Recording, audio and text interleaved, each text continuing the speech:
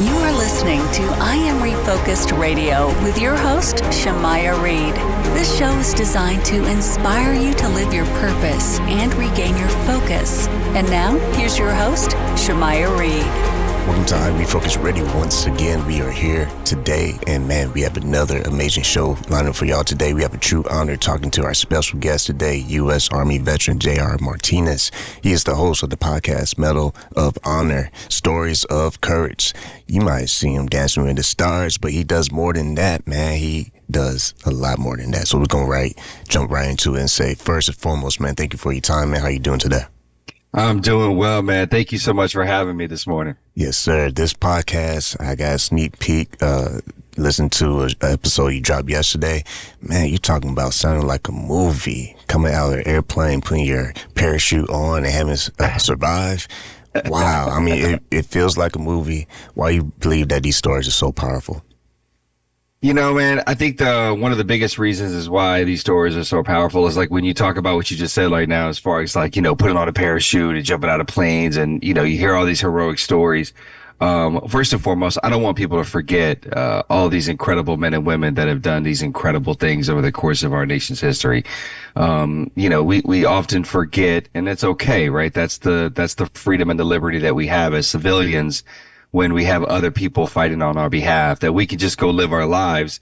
But all we're asking is that for people to remember these individuals and the acts and the things that they did and you know, just pause and then yet still go back to living their life, but still pause. But you know what I've learned as I've, you know, listened to season 1 and then as we've been recording season 2, is, you know, you hear these incredible acts that people have these things that people have done in combat, and you're like, oh my God, like you said, this sounds like a movie. This sounds like it was written, it was scripted.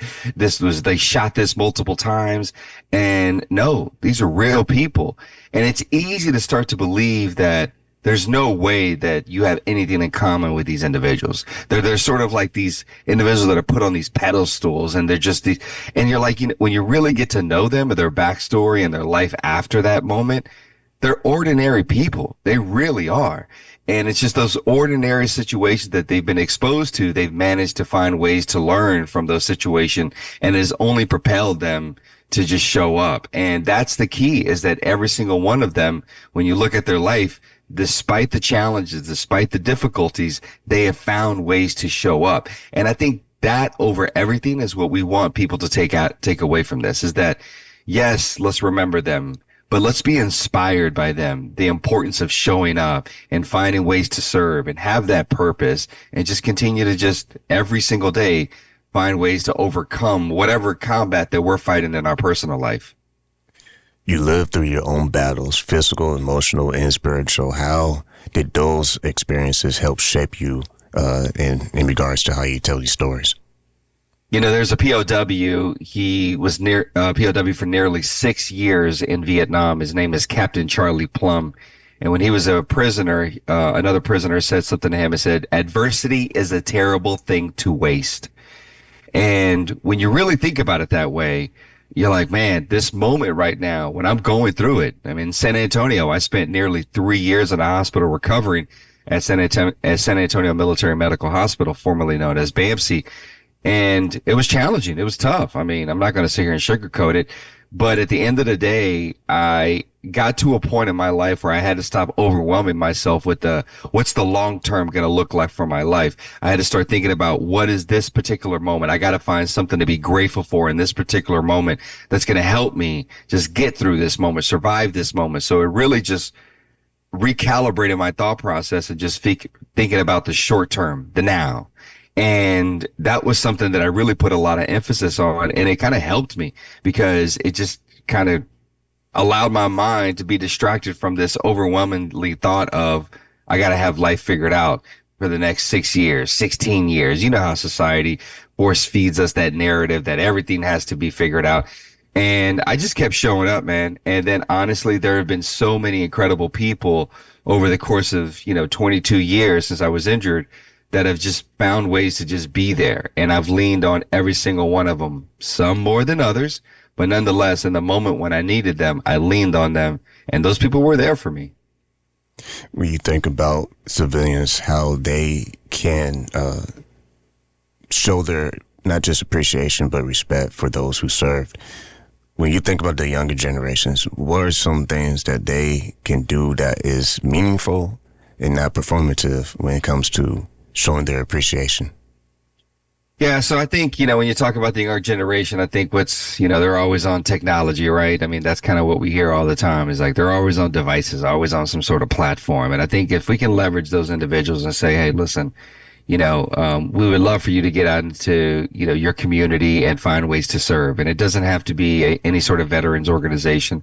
Just get out into the community and just serve. It's something, if it's children with disabilities, if it's, the elderly, whatever it may be, just find something you care about and find ways to be attached to something, that is serving other people. You're going to instill this innate component of like the ideology and the importance of service in every single one of them. And I think that's important. But I think, listen, for people right now listening to this, we're asking you to go to pushkin.fm to learn about the Medal of Honor, podcast Stories of Courage, and just share it.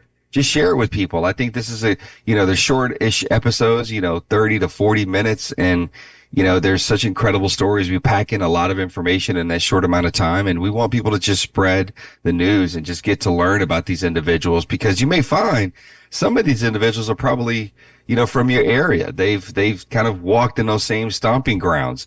But if you're able to get involved in a nonprofit or any sort of veterans organization in your community, I advise people to do that as well, and just sit down and just show up and listen.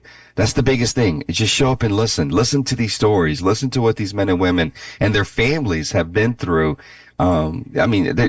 It's hard not to be inspired.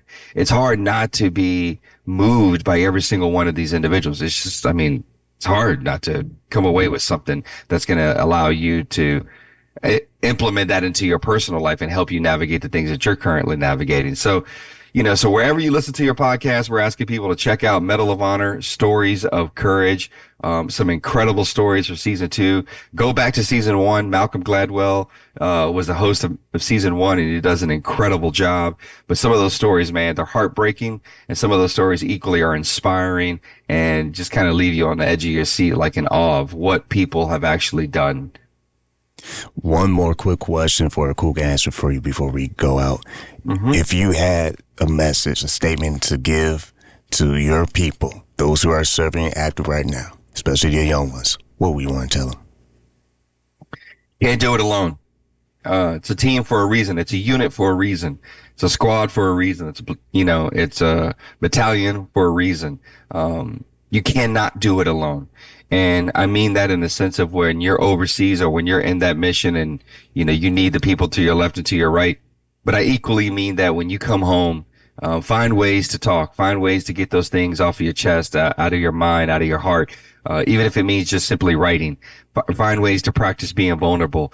That's how we heal after the fact. I tell people the real strength, the real toughness is the ones that are willing to lean into that uncomfortable feeling and be a little bit vulnerable and create that community, find that community for themselves. Because, man, we're losing too many when they come home, and we shouldn't have to. And so we as a society have to do a better job of receiving them when they get home as well. U.S. Army veteran J.R. Martinez, host of the podcast Medal of Honor. I want to say again to you, sir, thank you for your time. Hey, thank you so much, man. Really appreciate the time and the energy today.